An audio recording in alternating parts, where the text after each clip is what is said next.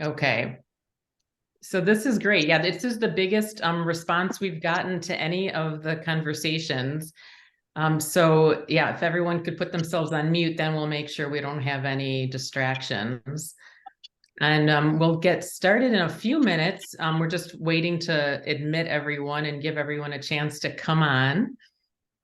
And as Jamie said, if anyone wants to put in the chat where you're coming from geographically, what organization you're with, why you decided to join, that would be awesome. So fun to just keep watching people arrive. Great. And I think I just need to make sure that we have the speaker view on. Let's see. Okay.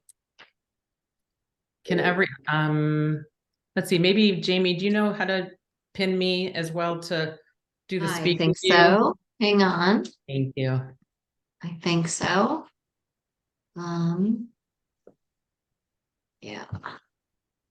There we go. I love having people behind the scenes doing the technical stuff. Yes. So thank you everyone for coming and signing up to be part of this important conversation.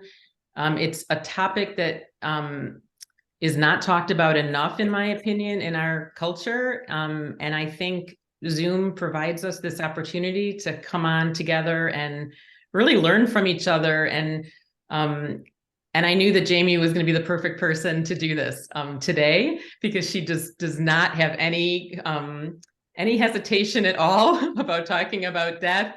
You are, as I called it, over the top passionate about this topic, which I can only imagine what you get when you go into cocktail parties and you're asked what do you do as a job.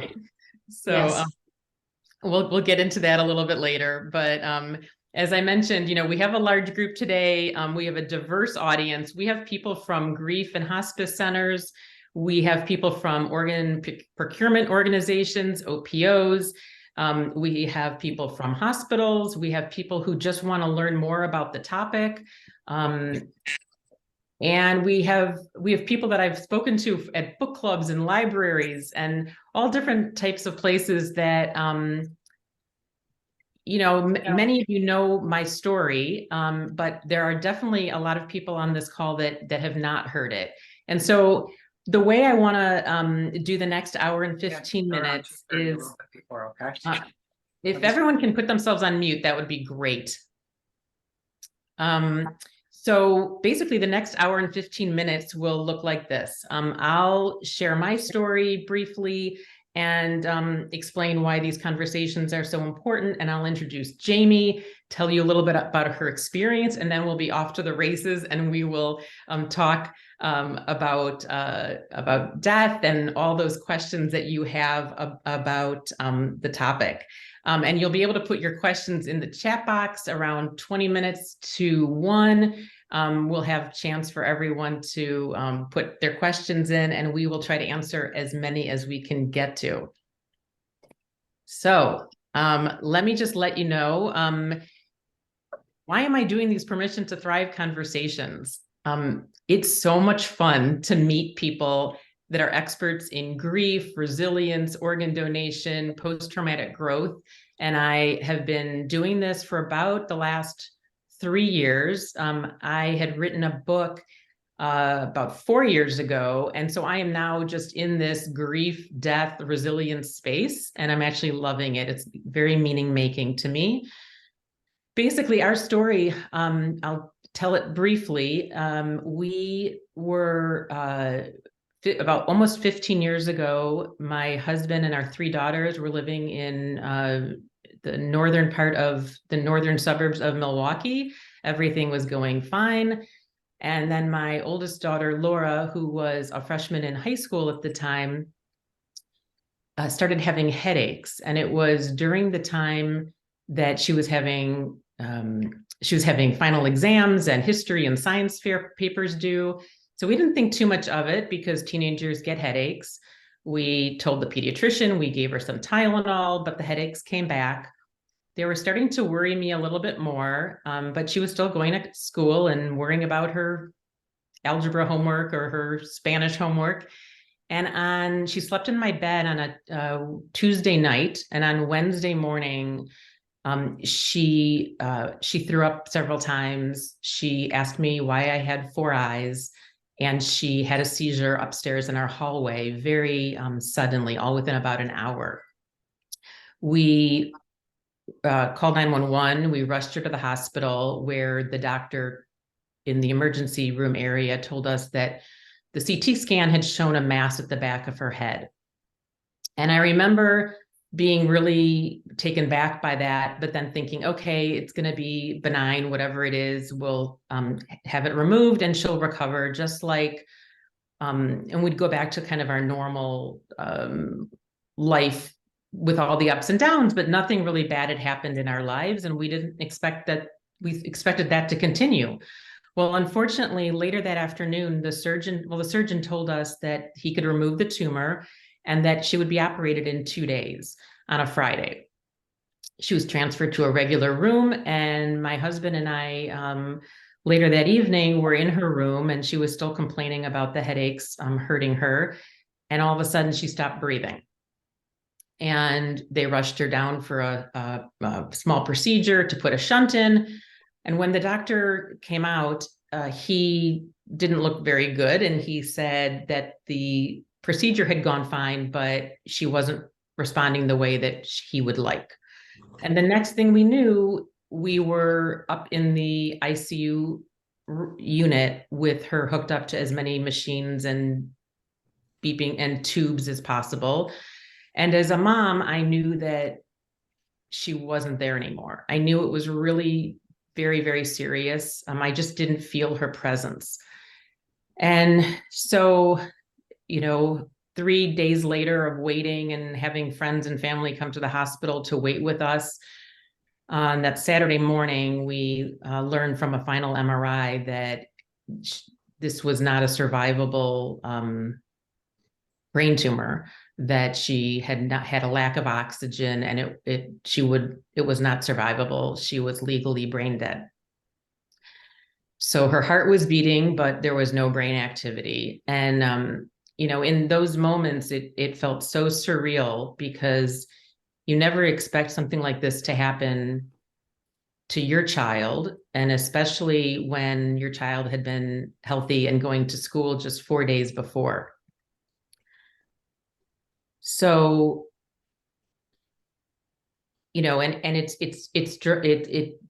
we went up to the waiting room in the hospital, and we're with the rest of our family, just trying to process what had happened. It was like our worst nightmare had come true. And a woman in a white coat, a nurse, came in and then asked us if we would donate Laura's organs. We would consider donating her organs.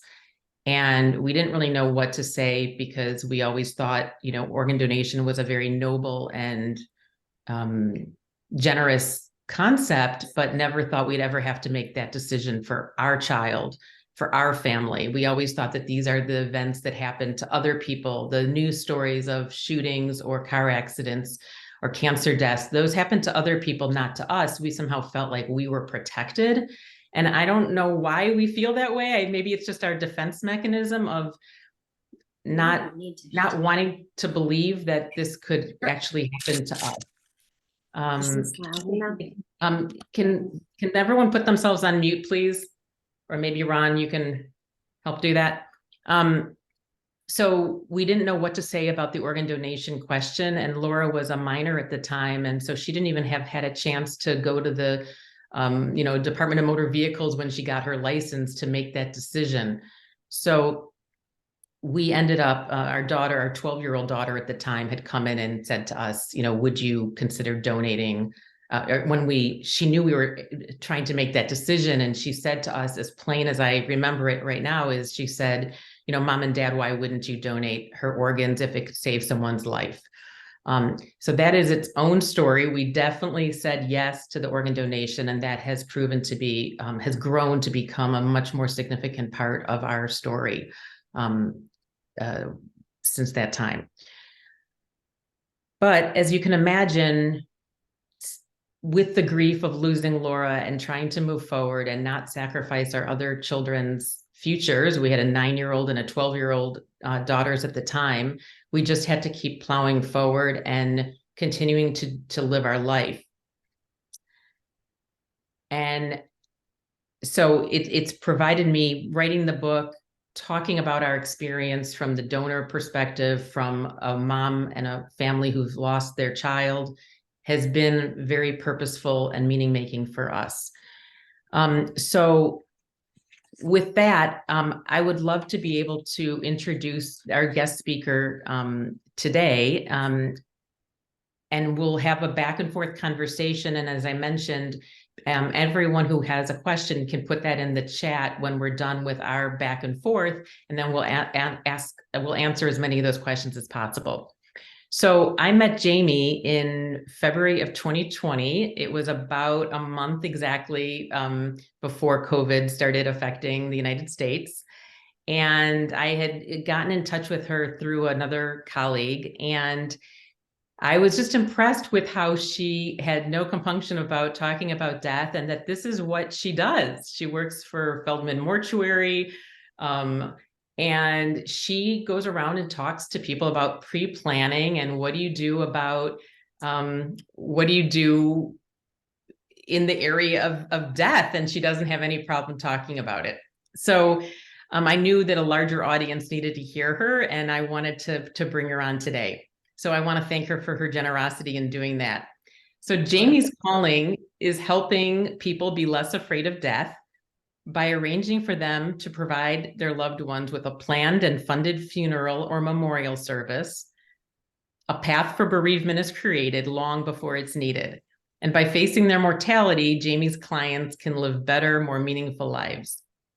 A seasoned speaker, she brings deep experience in death care to a broad range of audiences around the country, sharing insights and approaches on how to have those difficult conversations and how to address sensitive issues. Extending well beyond death and dying, her message resonates across industries and individuals, bridging the passion to demystify death while enlightening communicators on overcoming challenging conversations. Jamie is a Denver native, and she and her husband, John, have 2 adult sons, and she lives in Denver with the best dog in the world. Jamie, thank you for being here. And It's my pleasure. I guess I just wanted to start off by, if you could just start telling us about how you started working in the deaf space and what your background is, and then you can take it in whatever direction you feel comfortable. Well, thank you so much. Susan, your story resonates so deeply for me.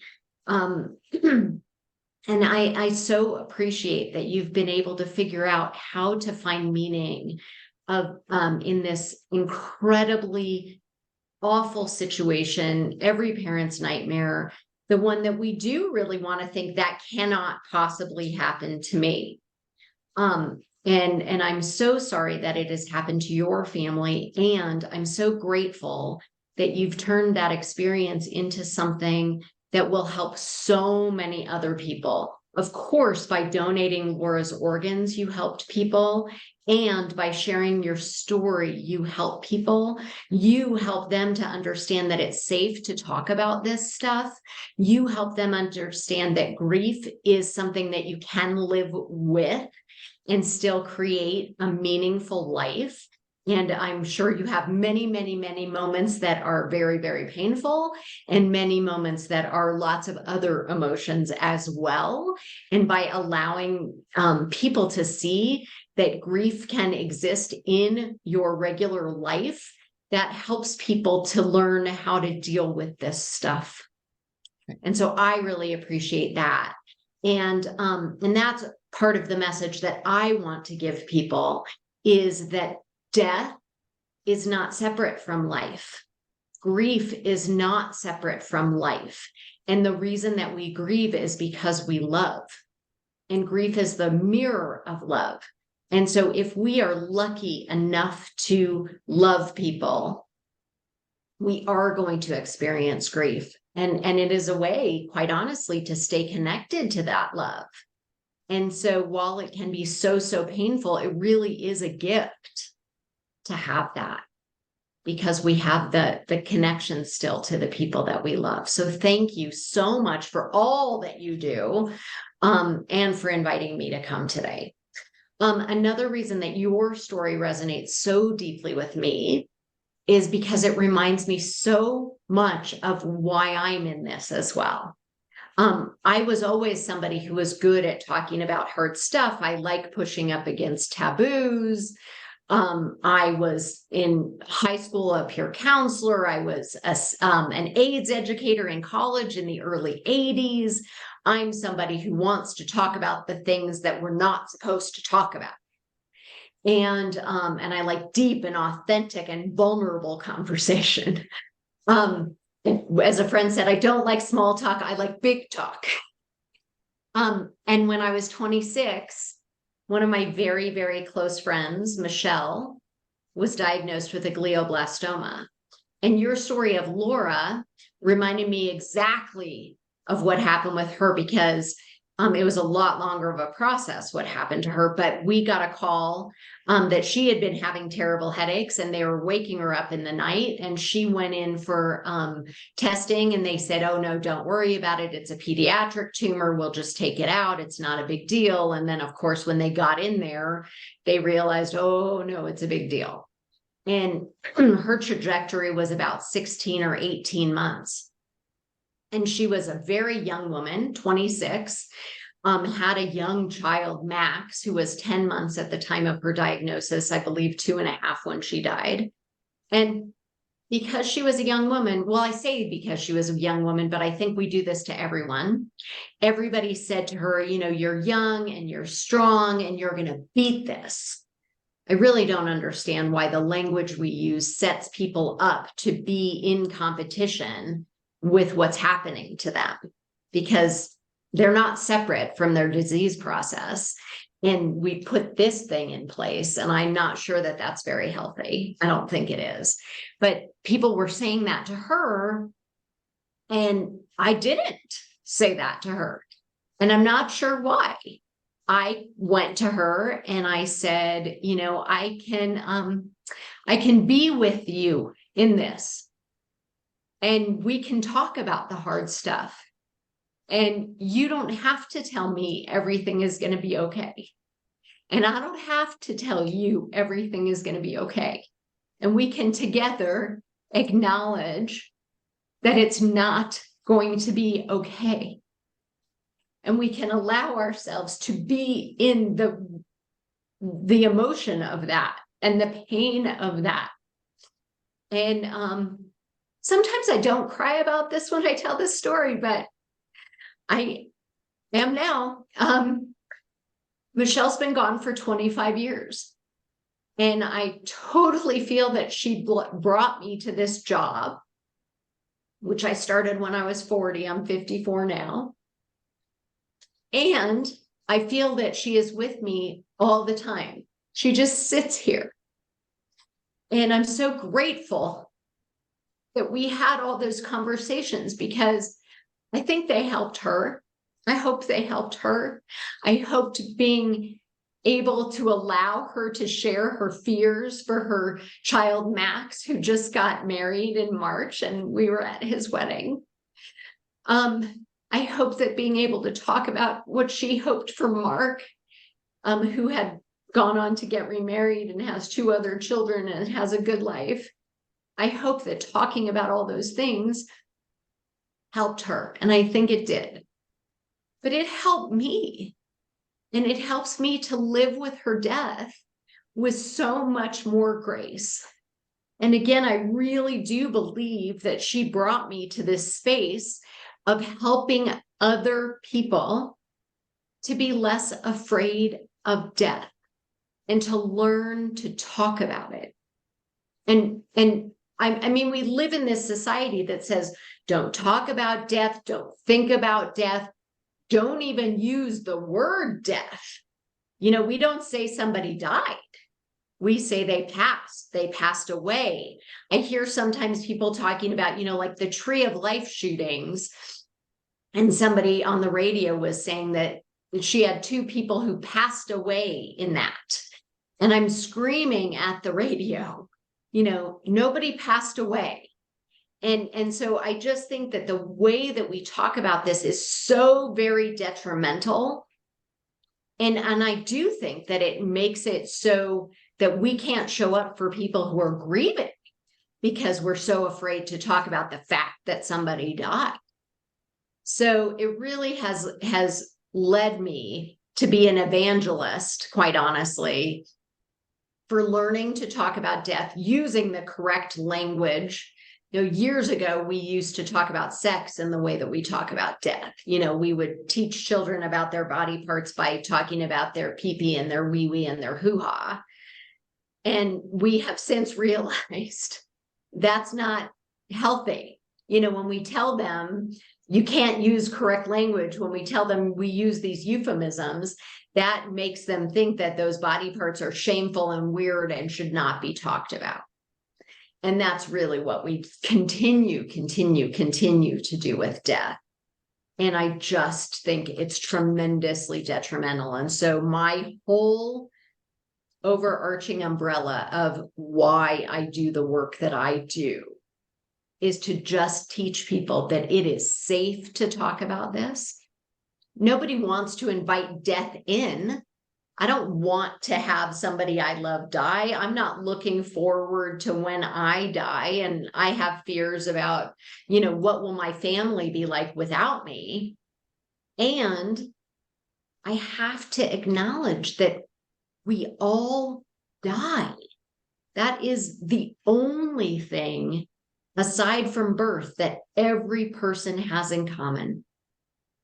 And we just could lead better lives if we could live with that.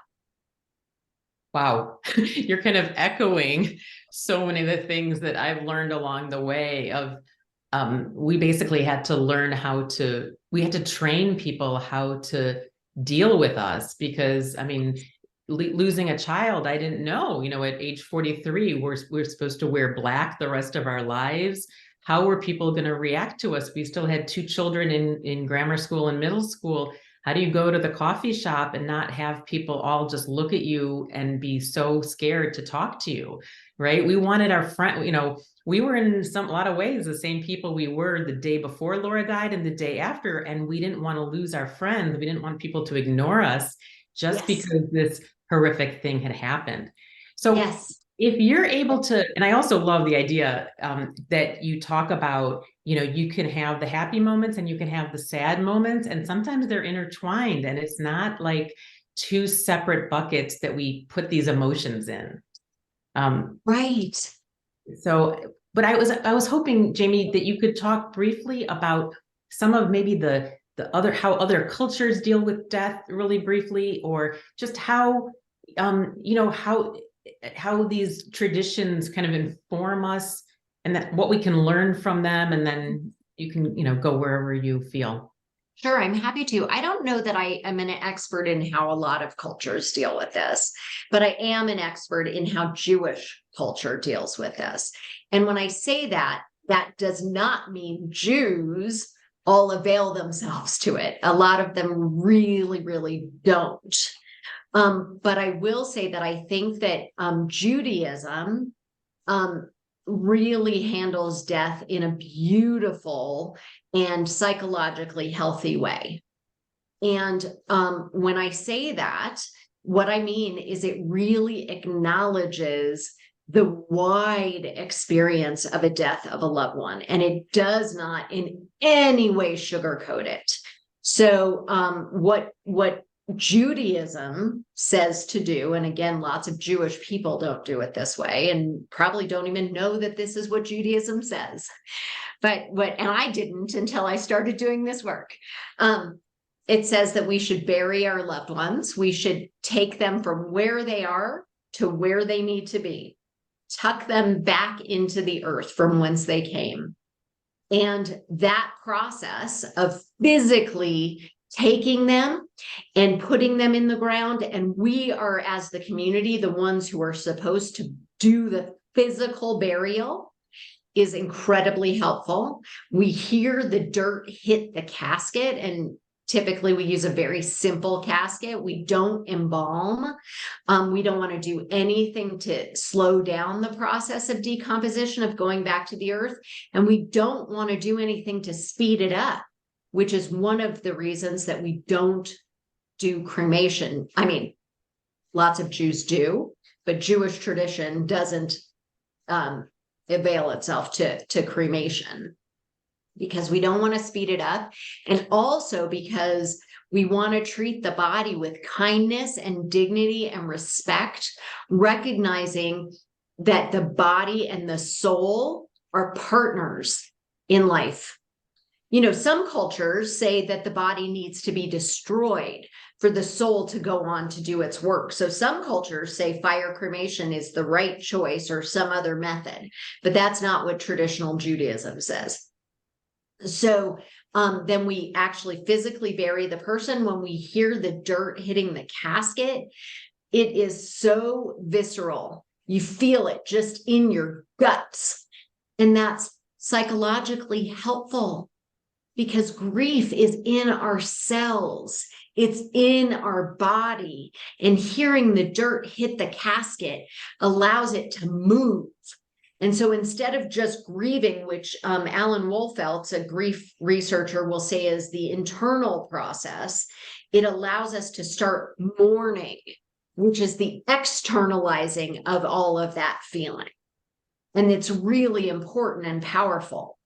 And then we have 7 days, the Shiva period, where we are released from any obligations. We're not supposed to work. We're not supposed to shower.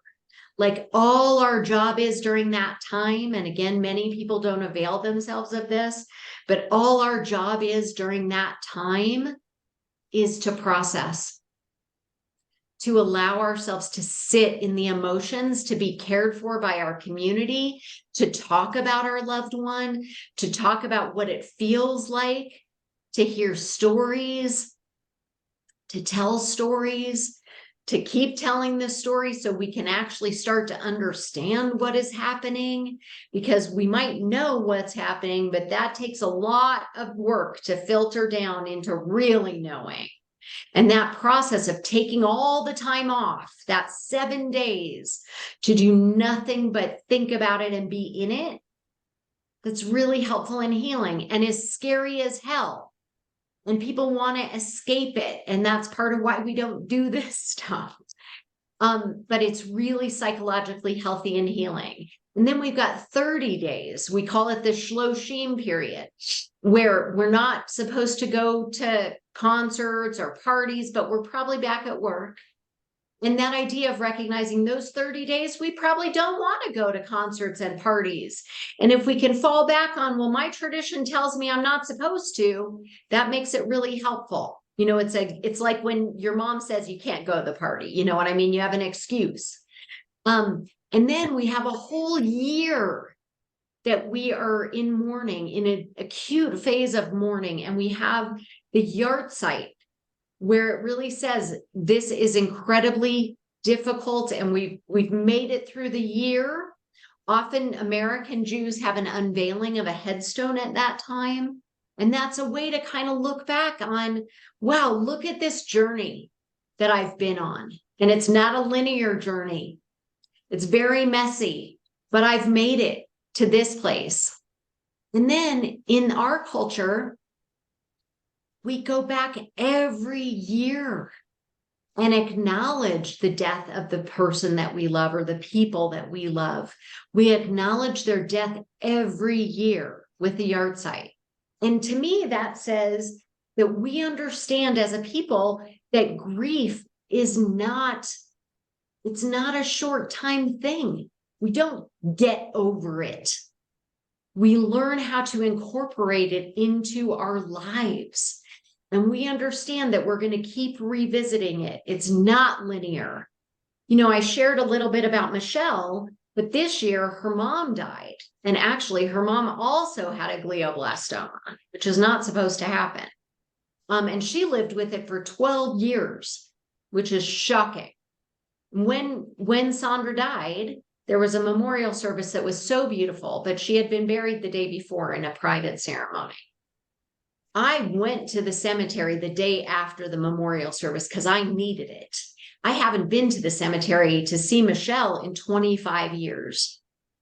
And I went there. I was absolutely convinced I would know exactly where her grave was. I don't know why, but I was so wrong. So I had to find it. And I went to her grave and I let loose so much grief. 25 years later, it felt like she had died the day before. And it also led me to understand what I'd been feeling more in the last 25 years. I've always been very unhappy about how things have gone with my very good friend, Mark, who was her husband. He and I had been friends since we were 4. And we were very close all through this whole process. And then for several years after Michelle died, very close. Like I was there to help him clean out the closet and I was there for Max and just very close. And then he got remarried and I'm thrilled and happy and he should be remarried. And I'm so happy he has other kids, but our lives aren't intertwined anymore. And it's so painful. And going to her grave, to Michelle's grave, helped me to understand that a lot of my pain is about the loss of potential. If Michelle had lived, I am certain we would have traveled together and our children would have been raised together. And the truth is, we don't have that at all. And I'm so sad about that. That's such a loss to me. But I didn't understand that until I went back to the grave 25 years later. So many people say to me, I don't need a grave when you're dead, you're dead. And how do we know? We don't know what we're going to need. And I had no idea that going back there would give me that. And I certainly 10 years ago didn't need it. And 15 years ago didn't need it. But I needed it in December. Wow. I mean, you've touched on so many different topics that resonate with me. The time frame idea that, I mean, even though in Judaism we have the 30 days and the year and the every other, the next years, the misconception is that there is a time frame, as if after a year you're over a certain stage, or that there really are 5 stages of grief. It's all just much more complex and more ongoing rather than moving on, you're moving forward. And I'm glad you explained, how Judaism handles death, and I'm sure that everyone has their experiences with how deaths in their family have been handled well and handled not so well. And you're in this space, and I never expected to have someone on from a funeral home, and I think I didn't even put that in the promotion for this event, right, because I thought it might turn people away and people wouldn't want to come and listen. And so I want to go right at it, and I want to sort of understand from your perspective and what you do. I mean, you're talking about convincing people or encouraging people to pre-plan for their own funerals, for helping their parents with that. And you start talking about pre-planning, it sounds like it's all about money. And I want to just take that off the table and just maybe ask you, how do you walk through this process with people, and why do you think this process is so important, and why do you think people avoid doing this at all cost? Well, again, I think that people really avoid doing it because we live in a toxically positive society that says, don't talk about it, don't think about it, don't say it. Again, we are so death averse. Doctors don't want to acknowledge death. I mean, how many times do we prolong people's lives for years sometimes? And we make it all about quantity, and we don't think anything about quality. And that is so detrimental. And we think of death as a failure. Doctors do, people do. It is not. Death is not a failure. and it is not separate from life. It is part of life. And I want desperately to help people to embrace that. But, you know, I never do convince people to do this because I can't, don't want to. And I will say that most people who do prearranged funeral planning probably don't do it the way that I do it. And it might be more about this is a sales process. It isn't a sales process to me, although it is a sale, you know, I guess it is, but it is not a sales process to me. And I want for people to make decisions that live within their values. And the funeral business doesn't really tell people what these decisions mean. And so it makes it very difficult for them to make choices that are part of their value system. So one example I have is about fire cremation. The vast majority of people have no conception of what fire cremation is. And again, some cultures demand it. And I honor that. If that's what a culture says is the right thing, then it is the right thing. And if that's what a person thinks is the right thing, then it is the right thing, as long as they're educated as to what it is. And most people are not. So fire cremation, you know, most people think you die and then poof, you're ash. And I'm not going to go into detail on it, but if you want to know details of what fire cremation does to a body, Caitlin Doty from Ask a Mortician has a 6-minute video, and she details what happens to a body. And I will tell you, it is not kind. It is not compassionate. It is brutal. And lots of people might say, but who cares? You're dead. Okay. That might be right. It isn't right to me. That's not what I think. But I want people to make decisions that resonate for them, that match their values. The other thing that people do not understand about fire cremation is how much gas is used. It takes as much gas as a cross-country car trip to make the fire happen. The emissions go up into the atmosphere. It is a contributor to climate change. It is not environmentally sustainable. And very few people have any clue about that. The vast majority of people who are telling me that they want to do fire cremation will say to me that they want to do it because they don't want to use up space. That's the thing they say. They don't want to use up space. I will tell you that in America, in the United States, and probably all of North America, there is plenty of space for burial. My understanding is there's enough space for 10,000 years of burial in this country. And the earth needs it. Our bodies, the bodies of animals, decompose to feed the earth. That is how this system was set up. That decomposition is what leads to growth, recomposition.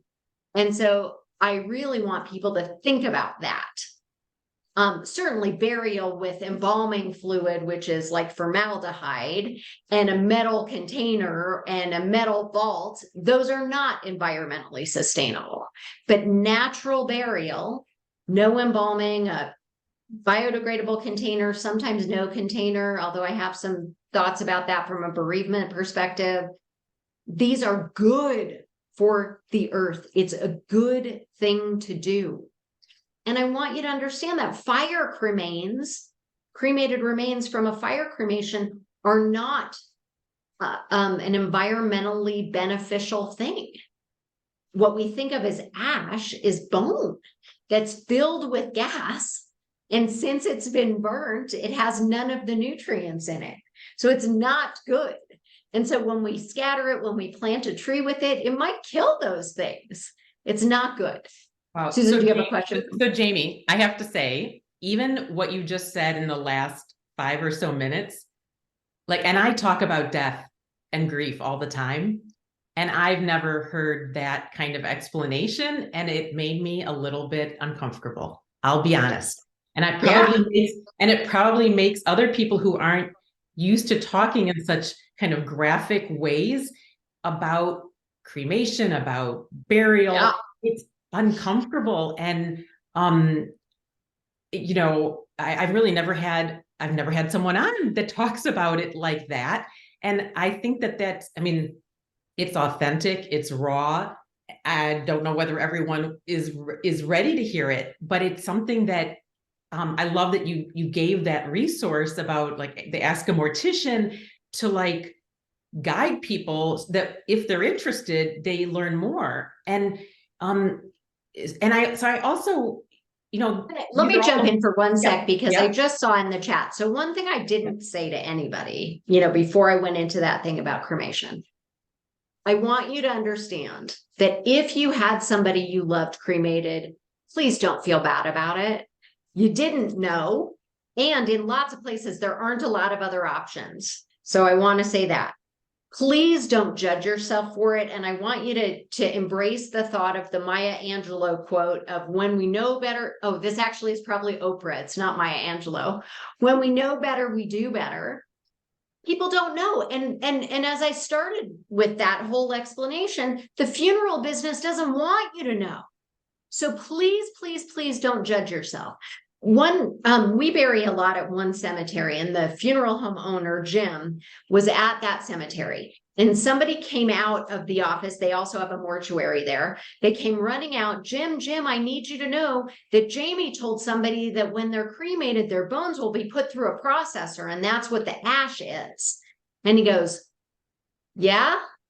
And she said, well, she shouldn't be telling people that. And he said, is it not true? And she said, well, it's true, but we don't want people to know that. And Jim said, we do want people to know that. And again, I don't want you to know so you feel bad about choices you've made. I want you to know so that when you are making other choices, you can make them that meet your values. And for some people, the value is going to be, I want to do it in the quickest, the cheapest way. And that's all I care about. And that's fine. So I don't have judgment about what you choose. I just want you to actually know what you're choosing. So I have a question, Jamie. Tell me about the process or your experiences working with people to actually kind of encourage them to even do pre-planning.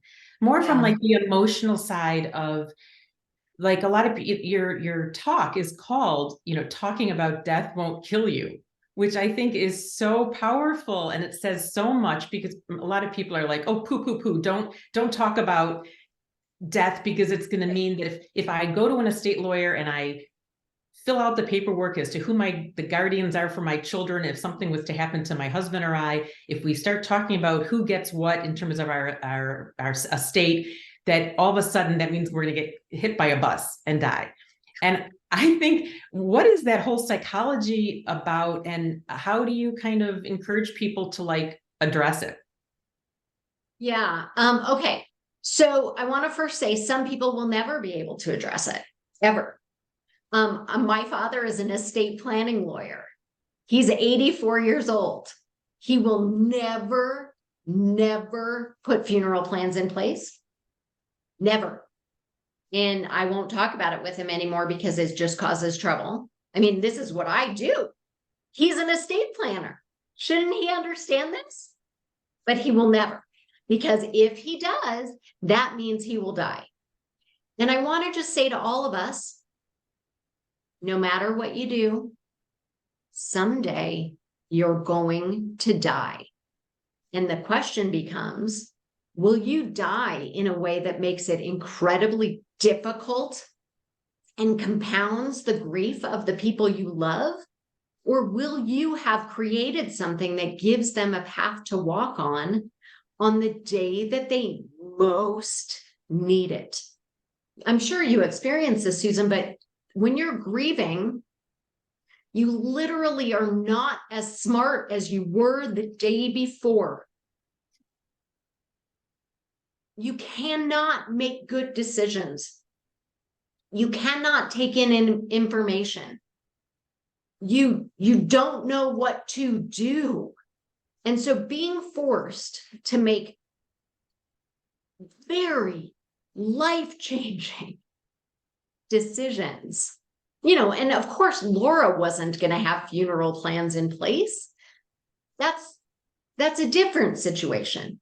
But I do have those plans, and I have an estate plan because I want to make sure as a grown-up that my family has a path to walk on, that I am holding their hand when they have to do this, because I've created this for them. And please poo, it should be way in the future. I say to everybody, you should live as long as you want and not a minute longer.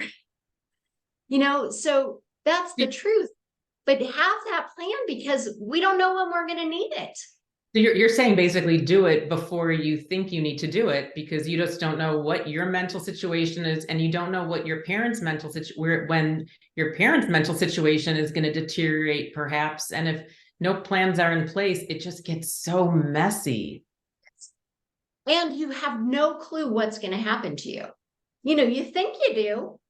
You think you do. I'm sure you had a whole plan for, Laura's life. I'm sure you had thoughts of what would happen. And, it's so painful. And I'm so sad that you don't get to see that come to fruition. And those kinds of things happen. We don't know. So do it while it's theoretical. Right. It is weird. And it's hard to take that time while you're in the busyness of life to actually figure all of this out. And it's something that it's not easy to figure out. And there's no, it's not like it's taught to you in school as to what you should, going to a lawyer and figuring all this out. And it's not, yeah. So is there well, and coming to me is different than going to a lawyer. So when you meet with somebody like me, hopefully it's like a 1-hour meeting. It's not months and months and months. And I will tell you that most of my clients come in pretty darn nervous. I had some clients a couple of weeks ago, and the husband, his name is Jay, he's been talking to me for a couple of years. And he'll call me and he'll be like, I really want to get plans in place, but Debbie, my wife, does not. And I've said to him, she doesn't have to be involved if that's okay with the two of you. She doesn't have to be involved. Well, finally, he got her to have a meeting with me. And I went to their house, and then I understood why it was so hard for her. He has a very significant illness. She has been his caretaker and has a lot of PTSD, quite honestly, about what's happening for him. He's had a lot of very difficult things that are so hard for her. And so the idea of putting plans in place and really embracing the fact that he's dying was terrifying. And I understand that. So I went to meet with them. Debbie shared this with me of what was happening with her. And I sat with her in it. And I said, you can be whatever you are with me. I can handle it. I'm not going to talk you out of it. I'm going to sit with you. And that's an important part of supporting people, is just be with them in what they are. And by the end of the meeting, and we got everything done, they paid for it, it's all done. Debbie said, this is such a relief. This was so much easier than what I thought it would be. And now I never have to think about this piece again. I know what's going to happen. And on that very terrible, terrible day, I will know what's going to happen. I don't have to figure it out. And that is what happens with almost all my clients. And many, many, many of my clients are fine. This is theoretical. They're doing it hopefully decades before they need it. But they almost always say, that was so much easier than I thought. And they just say to their kids or whatever, all you have to do is make this phone call at that time. Don't have to think about decisions. Don't have to come up with money. You just have to make that call, and then you get to grieve. Wow, it's powerful. It's powerful to hear that this is what you do, and this is the experiences you've had with people, and the relief that it gives people who maybe were really reticent before the conversation. This conversation has flown by so quickly, and we still have time for sure. And I just wanted to address a couple of the questions in the chat if we could. Please. So let's see. Just going through the chat real quickly. So if you do not have all the conversations you would have liked to have had with your loved one before they passed, what are the possibilities now? Oh, I love that question. Wow. Well, I'm a big believer that we are still in contact with our loved ones. I am a big believer of that. In fact, we often, I don't know if any of you know who this is, but we often at Feldman Mortuary bring in Rebecca Rosen. We bring her every year. She's a psychic medium. And she, really shows us that we can be in touch with our loved ones. Certainly we can do it with a psychic medium, but she would tell you, you can do it yourself. It's harder to trust that what you believe, that those comments or responses are happening from your loved ones. But I am a huge believer that if you ask your loved one to give you proof that they are still there, it will show up. You have to then not question it when it shows up, which is hard. Well, Do you get that? Do you see Laura? Does she come for you? I don't have any specific instances that I can relate, but I've definitely, when I've facilitated an online grief group a couple of years ago, some of the more interesting conversations have centered around signs that people believe they've gotten from their loved ones. And I do believe in it as well. And I think it's also something that a lot of people might believe and have experienced, but be shy and reticent to talk about it in polite in company, because you just don't know what people are going to say. In fact, I know of a podcaster, a Dr. Amy Robbins, who is a licensed a doctor of psychiatry, and she has finally come to the. She said she's a doctor of psychiatry and a medium. Yeah. Or a doctor of psychology and a medium, and she's adding that to her list of skills. Good for her. There's a real interesting podcast called oh shoot, I don't know what it is. Something with Your Mind by Mark Gober. Okay. And it is really cool. He talks about, it's like an eight episode podcast, and he talks about that our consciousness is not physical at all, and that while we're living, our consciousness is like a whirlpool, and then when we die, it goes out into the river, and that we can still be in touch with it. So I'm a big believer in that. And I think more there are other specific ways, I think, too, that are more available ways, if you haven't had all those conversations with a loved one, is basically by writing about it.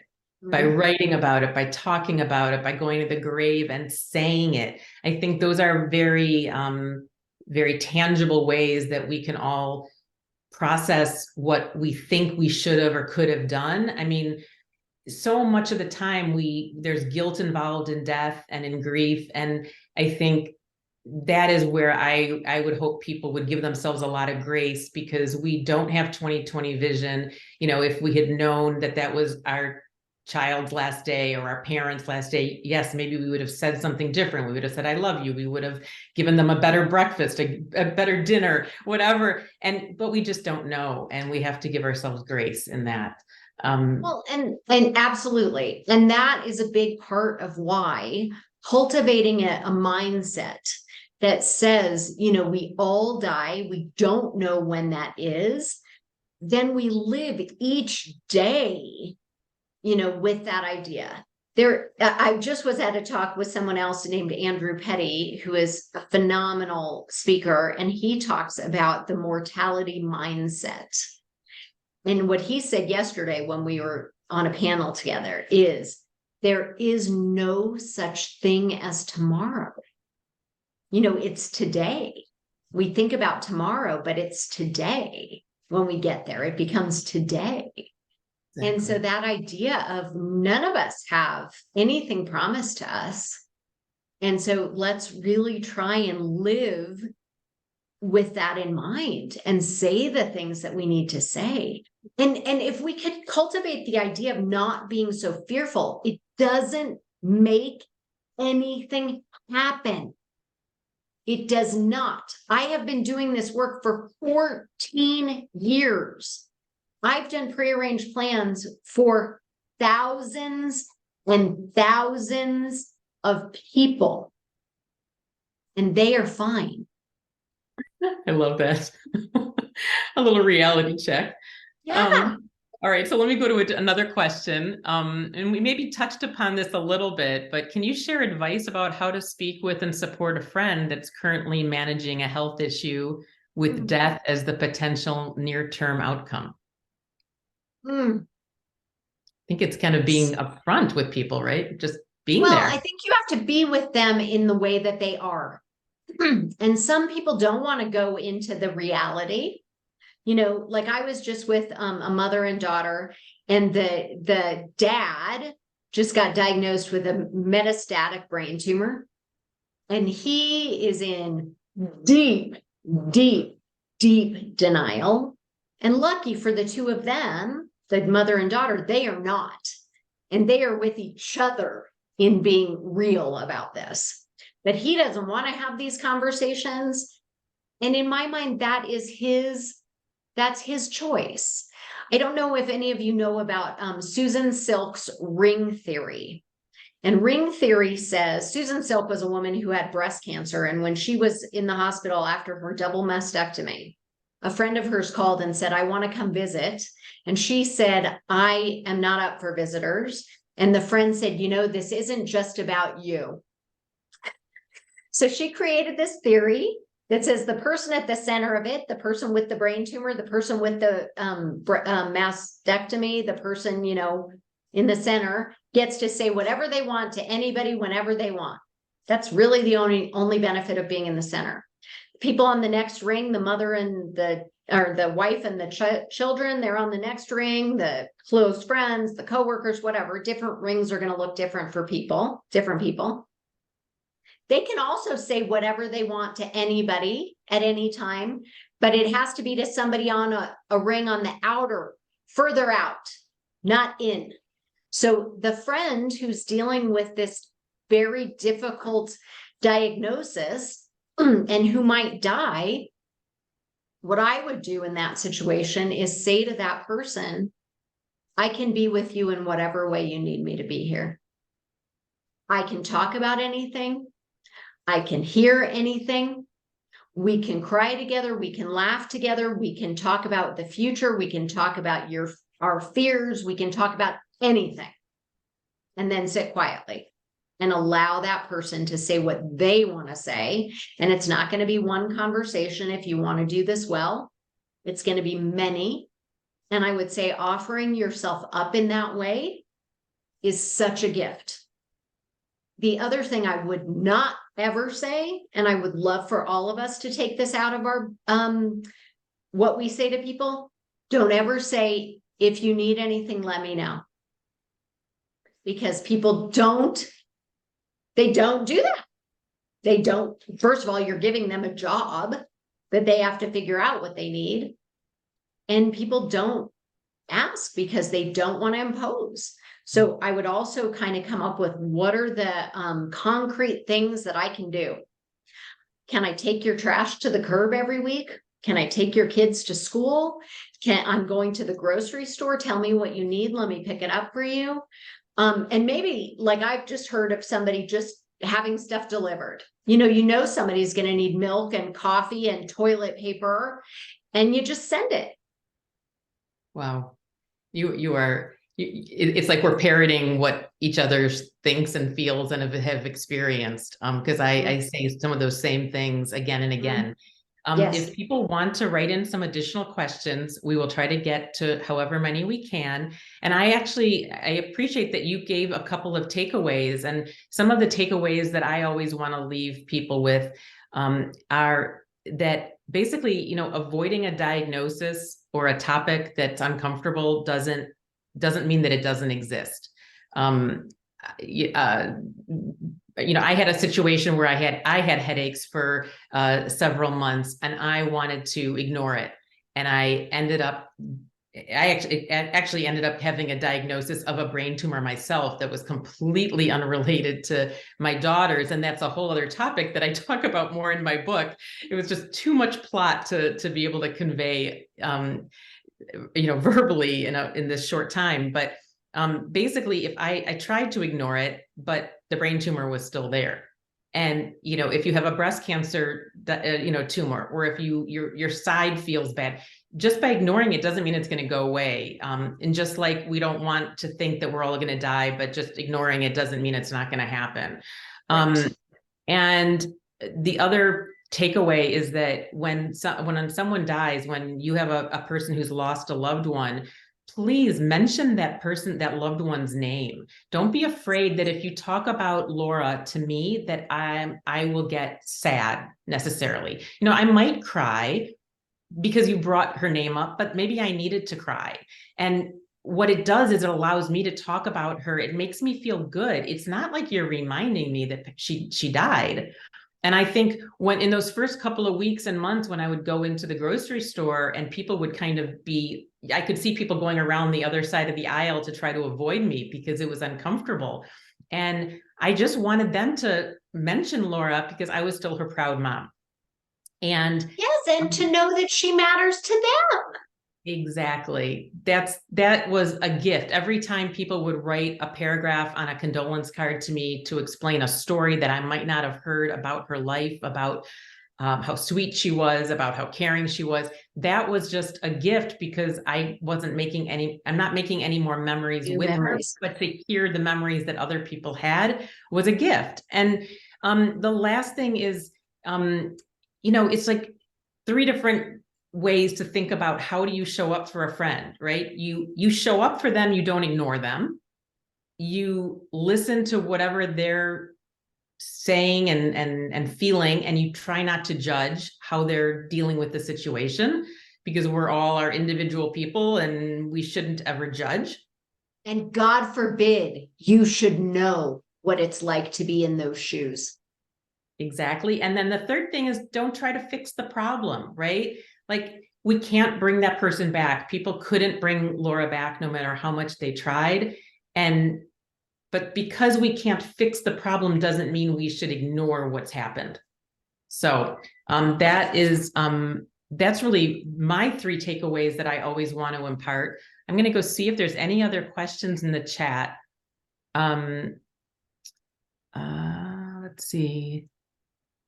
I think I saw one question earlier, and you're in Colorado, we're in Wisconsin, and I'm sure people have questions about their different rules. There's different regulations about green burial, about being buried in a vault, all this stuff. And I think instead of going into that, I mean, if you can maybe address that briefly of how each state maybe has different, or whether it's something that people should just kind of contact you about offline. No, I'm happy to. And the one thing I want you to walk away with, everybody can have green burial. There is no requirement to have embalming if you're going into the ground. There is no requirement to have embalming. Not if you're crossing state lines to get buried somewhere else. But funeral directors will tell you that you have to get embalmed, and that is not true. So know that. But that's also a good reason for planning ahead, because if you go to a funeral home and the person like me says to you, oh, you have to be embalmed, get up and leave, because that is not true. And I don't think that the funeral directors are lying, but it's what they believe. But it is not true. Okay, so you can be buried in a green way. There is a wide spectrum of green. There might be green just in a shroud in a conservation easement cemetery, but that's one kind of green. There might be green, no embalming, a biodegradable casket, but the state of California requires that there is a cement liner. it's still better to be buried for the earth.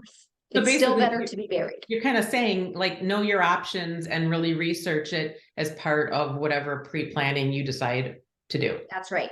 And I gave you earlier today, and I don't know when we'll do this, but if you want to go to the Feldman Mortuary website, you click on a picture of me and there's all kinds of stuff.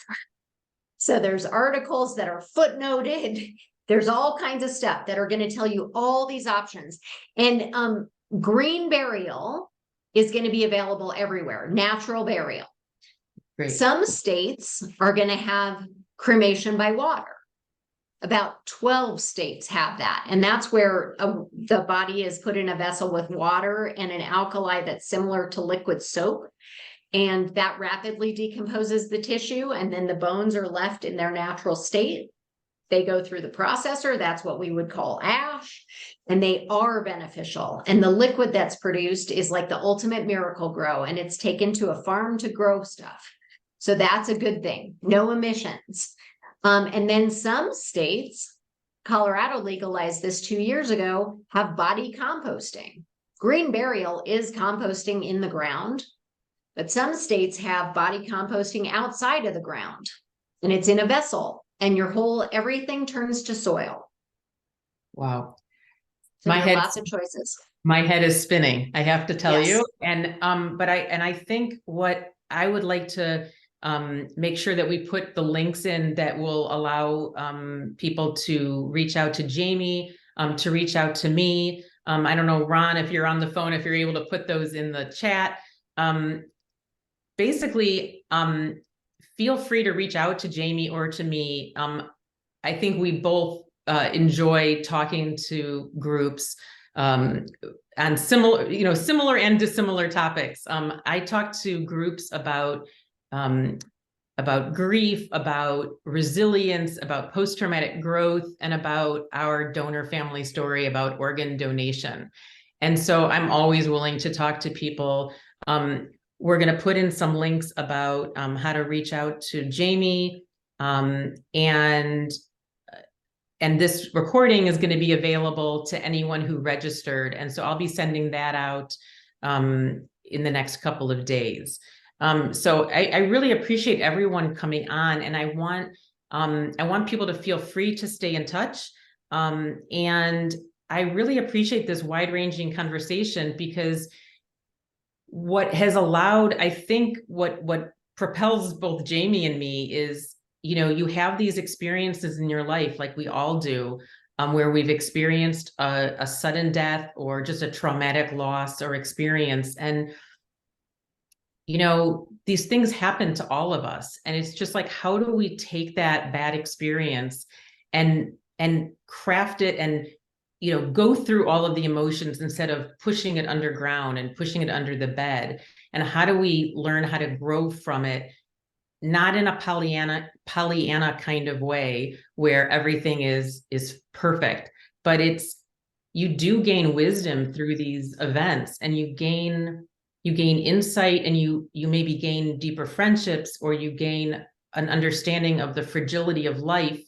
You gain more gratitude for every day. You hug your children closer.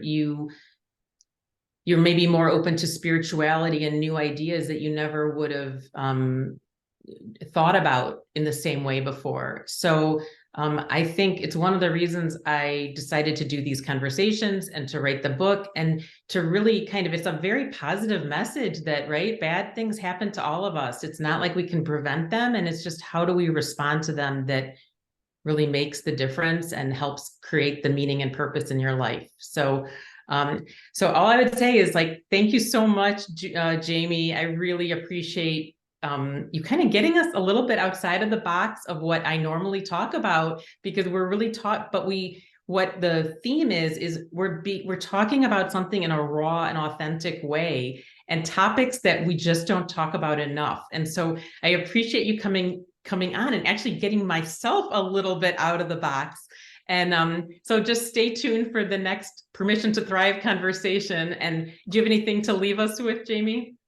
I just appreciate it. I know that the way that I do this is so different than what you're used to. And sometimes I think I scare the crap out of people, and I'm sure I do. And I will tell you, I just appreciate that not that many people jumped off. So it felt like it might have been valuable. And I just hope that people can start feeling like it's safe. It's safe to have these conversations. That's really it. And thank you, Susan. And thank you, Ron, for being in the background, taking care of us today. I just really, really appreciate it. Great. Well, thank you very much for coming, and we will see you next time. Take care. Bye.